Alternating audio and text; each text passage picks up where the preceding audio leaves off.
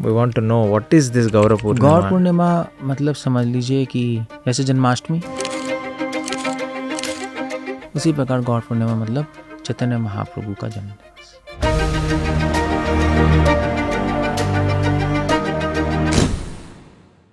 Hi, welcome to KC talks. इस गौर पूर्णिमा के पवित्र महोत्सव पे हम ये जानने की कोशिश करते हैं चैतन्य महाप्रभु कौन है, उनकी अवतार का क्या मीनिंग है। गौरांग महाप्रभु जो हैं उनका अवतार हुआ है भक्ति को अपने क्लाइमैक्स में ले जाने के लिए। और what are the teachings of lord Chaitanya. Hare Krishna Swami ji. तो आपने बताया कि आप गौड़ीय वैष्णव संप्रदाय के जो आदि गुरु हैं वे चैतन्य महाप्रभु हैं। और हमने बचपन में हिस्ट्री की किताबों पे पढ़ी कि भक्ति मूवमेंट के फाउंडर भी चैतन्य महाप्रभु। तो इससे पहले भक्ति थी बट वो लोगों को इतनी एम्फसाइज नहीं किया गया। बट द भक्ति movement took over India 500 years back like anything. तो we want to know what is this Gaura Purnima? गौर पूर्णिमा मतलब समझ लीजिए कि जैसे जन्माष्टमी कृष्ण भगवान का जन्म दिवस, उसी प्रकार गौर पूर्णिमा मतलब चैतन्य महाप्रभु का जन्म दिवस। उन्होंने इसी दिन गौर पूर्णिमा के दिन, पूर्णिमा मतलब फुल मून, माघ मास की पूर्णिमा में महाप्रभु ने जन्म लिया, अवतार लिया, इसलिए गौर पूर्णिमा कहते हैं उसको। तो बेसिकली जब चैतन्य महाप्रभु प्रकट हुए थे तो उस टाइम पूर्ण ग्रहण लगा हुआ था। पूर्णिमा था बट ग्रहण लगा हुआ था। तो उस टाइम 500 साल पहले ग्रहण में क्या होता था, सब लोग गंगा में स्नान करने आते थे, चाहे मुस्लिम हो चाहे हिंदू हो, सभी ये कल्चर था। तो जब स्नान करते थे तो सब लोग स्नान करते करते हरी हरी बोलते थे। मुस्लिम्स भी हरी हरी, सभी हरी हरी बोलते थे। और उस वक्त चैतन्य महाप्रभु प्रकट हुए। तो उसका सिग्निफिकेंस ये, जब महाप्रभु प्रकट हुए तो उन्होंने एक ऐसा, वृंदावन दास कृष्णदास के स्वामी लिख रहे हैं कि उन्होंने ऐसा अरेंजमेंट किया कि उनके जन्म होने से पहले ही सब लोग हरि नाम बोलने लगे। ऐसा अरेंजमेंट हो गया। तो इससे ये इंडिकेशन मिलती है कि महाप्रभु का अवतार लोगों को हरि नाम कराने के लिए ही हुआ था। सो गौर पूर्णिमा, that's how it goes. So अब गौर पूर्णिमा का एक और मतलब है, क्योंकि ग्रहण लग गया चंद्रमा को, मगर चंद्रमा को ग्रहण लग गया, मगर गौरांग महाप्रभु का जो मुख है, जो पूर्णिमा की तरह उज्जवल है, वो प्रकट हो गया। इसलिए भी गौर पूर्णिमा कहा जाता है। सो ये दूसरा मतलब है। तीसरा मतलब है गौर पूर्णिमा का कि पूर्णिमा मतलब पूर्ण करना। फुल मून है ना, फुल। तो गौरांग महाप्रभु जो हैं उनका अवतार हुआ है भक्ति को अपने क्लाइमैक्स में ले जाने के लिए। भक्ति का क्लाइमैक्स है विरह अवस्था, फीलिंग्स ऑफ सेपरेशन, जो किसी भी वैष्णव संप्रदाय ने एक्सप्लिसिटली एक्सप्रेस नहीं किया था, मगर एक्सप्रेस नहीं किया, कभी दिखाया नहीं। महाप्रभु वो क्लाइमैक्स को दिखाने के लिए, प्रकट करने के लिए, देने के लिए आए थे, इसलिए गौर पूर्णिमा। तो ये सारे गौर पूर्णिमा के मतलब है। तो हम लोग सेलिब्रेट करते हैं गौड़ीय वैष्णविज्म आर्गुमेंट से। हमारे लिए चैतन्य महाप्रभु ही। ये सिर्फ एक इस्कॉन की फेस्टिवल है या पूरा बंगाल करता है? गौड़िया और पूरा बंगाल ही इन्वॉल्व होता है इसमें। मतलब आई मीन टू से इरिस्पेक्टिव ऑफ कि वो हिंदू है, मुस्लिम है, मायावादी है, कोई नहीं, सभी इन्वॉल्व रहते हैं इस फेस्टिवल में, गौर पूर्णिमा। बट प्राइमरली मायापुर नवद्वीप में सेलिब्रेट किया जाता है। और ऑफ कोर्स हम गौड़ीय वैष्णवों के लिए सबसे मेन फेस्टिवल है गौर पूर्णिमा। चैतन्य महाप्रभु हमारे मतलब आदि गुरु, आदि आचार्य, और ऑफ कोर्स हमारे अकॉर्डिंग कृष्ण राधा के अवतार है। So like that.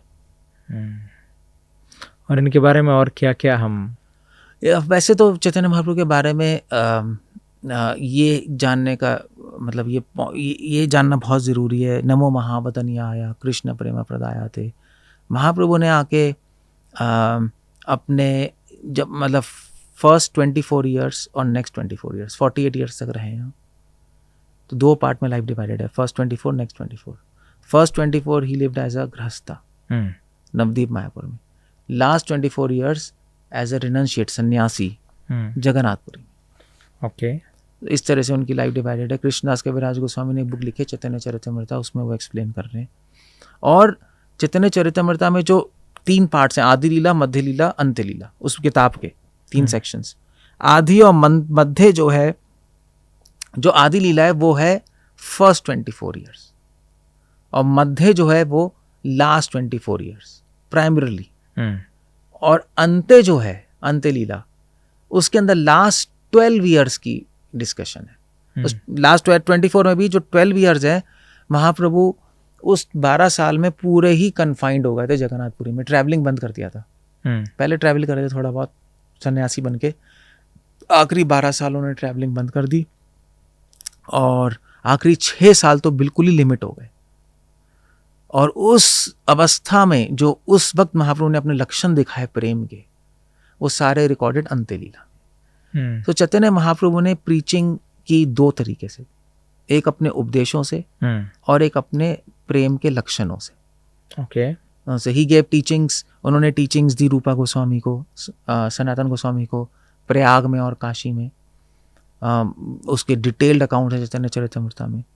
और उन्होंने फिर टीचिंग्स उसके अकॉर्डिंग ही रूपा सनातन गोस्वामी ने अपनी बुक्स लिखी, वो टीचिंग्स दी गई, और अपने आचरण के द्वारा, अपने लक्षणों के द्वारा अंत्य लीला में जो मैंने बताया प्रेम के लक्षण दिखाए। आंखों से उनके आंसू नहीं, खून निकलते थे। मतलब ऐसा कभी देखा ही नहीं गया, खून का निकलता है किसी की आंखों से। उनके हाथ 8-8 फीट लंबे हो जाते थे, सारे जॉइंट्स लूज हो जाते थे 8-8 फीट। ये सर्वम भट्टाचार्य जो वहाँ के बहुत प्रकांड पंडित थे पुरी में, जब उन्होंने चैतन्य महाप्रभु के लक्षण देखे, उन्होंने कहा ये तो वेदों में भी नहीं है, तो भूतो न भविष्यति, ये तो कभी किसी ने दिखाया ही नहीं, मतलब पॉसिबल ही नहीं ह्यूमन लेवल पे।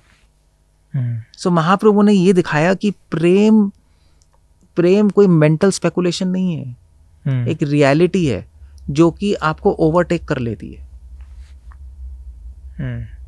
तो महाप्रभु ने बताया ये जीवन का लक्ष्य है, प्रेम को प्राप्त करना, love of God, love of God in separation. प्रेम विरह अवस्था में वो अल्टीमेट टारगेट होना चाहिए किसी भी जीवात्मा का, उसी में मेन सेटिस्फैक्शन। तो वही क्लाइमैक्स है भक्ति का।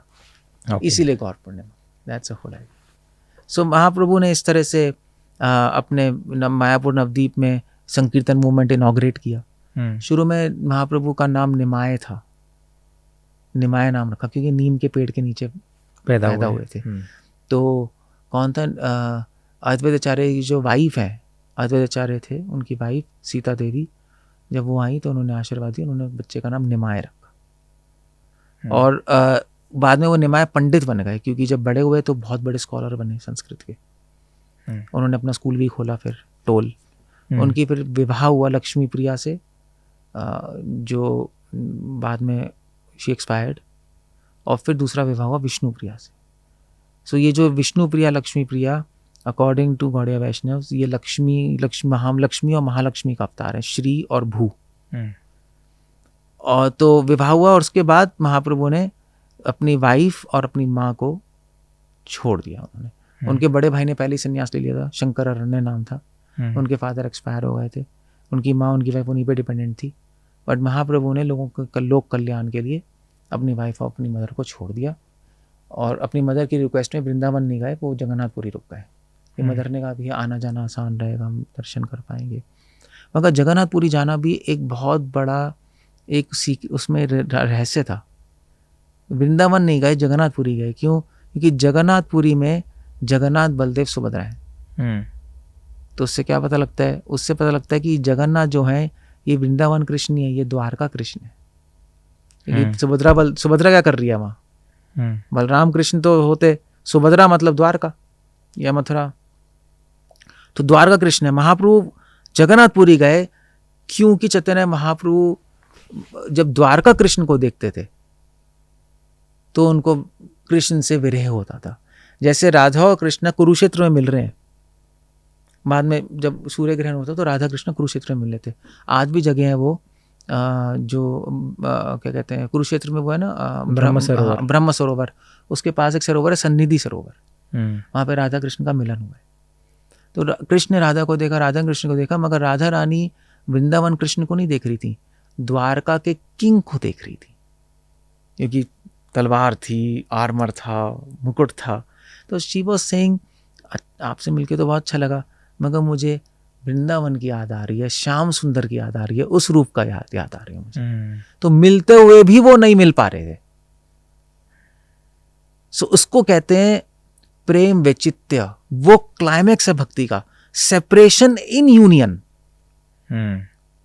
वो महाप्रभु ने दिया। एक तो अभी आप दूर हो गए विरहे, एक हो गया मिल गए, ये उसके बियॉन्ड अवस्था है, मिलते हुए भी आप दूर हो। वो जगन्नाथपुरी में महाप्रभु एक्सपीरियंस कर रहे थे जब जगन्नाथ जी के दर्शन कर रहे थे। सो उस क्लाइमेक्स, भक्ति के अल्टीमेट क्लाइमेक्स को, उस भक्ति की पूर्णिमा को दिखाने के लिए वो जगन्नाथपुरी गए, गौर पूर्णिमा, उसको जस्टिफाई करने के लिए। So he went there and he lived there for 24 years। उसमें जो पहले जो 6 years हैं, he was travelling here and there, preaching करने गए साउथ इंडिया। और वो आखिरी के 18 years में से भी 6 years जो थे डिवोटीज मिलने आते थे, he was interacting with them. और रूपा गोस्वामी भी आए किताब लिख के, रूपा गोस्वामी ने जो बुक्स लिखी हैं वो महाप्रभु से चेक कराई हैं। सो जैसे हम बात कर रहे थे शिक्षाष्टक महाप्रभु ने दिया है, दैट्स रॉन्ग। सिर्फ शिक्षाष्टक नहीं दिया महाप्रभु ने, महाप्रभु ने रूपा गोस्वामी को टीचिंग्स दी, उस टीचिंग्स के अकॉर्डिंग उन्होंने बुक लिखी, बुक लिख के आके उन्होंने महाप्रभु से चेक कराई है। सो दैट वी बिलीव कि ये जो बुक्स हैं डायरेक्टली महाप्रभु ने ही लिखी हैं। ओके।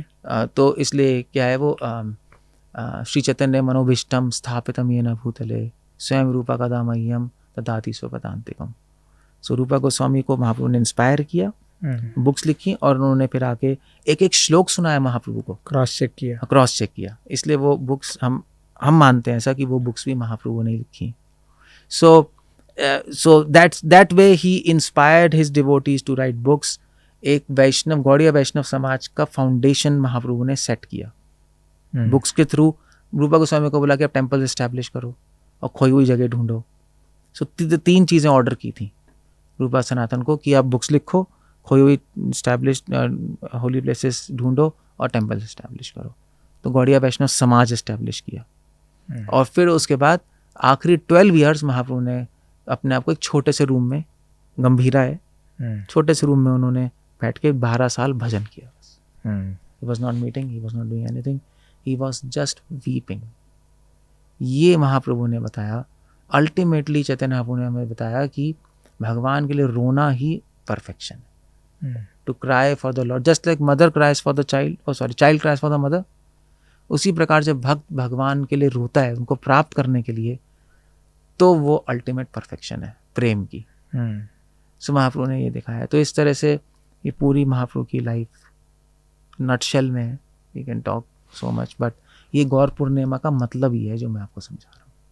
तो ultimately it is the love of God which is the highest. या एंड महाप्रभु का एक यूनिकनेस है कि ही हैज शोड दो symptoms on the body and he has showed that explicitly outside, वो बाहर दिखा दिया, so that the people will know that the genuine hankering of a soul is to cry for the Lord। ये महाप्रभु ने दिखाया अपनी life. Thank you so much Swami ji, a brief understanding of Mahaprabhu। Gaur Purnima. Hare Krishna.